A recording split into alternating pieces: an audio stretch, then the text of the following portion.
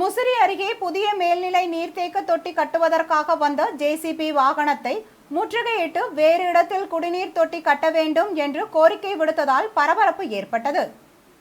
திருச்சி மாவட்டம் கமலாபுரம் ஊராட்சிக்குட்பட்ட மின்னத்தம்பட்டி கிராமத்தில் மாரியம்மன் கோவில் அருகே உள்ள மேல்நிலை நீர்த்தேக்க தொட்டி மூலம் அப்பகுதி மக்களுக்கு குடிநீர் வழங்கப்பட்டு வருகிறது.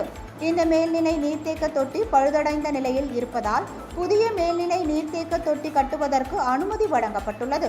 இதையடுத்து புதிய மேல்நிலை நீர்த்தேக்க தொட்டி கட்டும் பணி தொடங்குவதற்காக ஜேசிபி பைப்லைன் வாகனம் வந்துள்ளது. அப்பொழுது அதே பகுதியை சேர்ந்த ஒரு தரப்பினர் புதிய மேல்நிலை நீர்த்தேக்க தொட்டி கட்டும் இடம் அருகே கோவிலுக்கு செல்லும் பாதை உள்ளதால் மாற்று இடத்தில் குடிநீர் தொட்டி கட்ட வேண்டும் என வலியுறுத்தி ஜேசிபி வாகனத்தை முற்றுகையிட்டனர். இதனால் அப்பகுதியில் பரபரப்பு ஏற்பட்டது.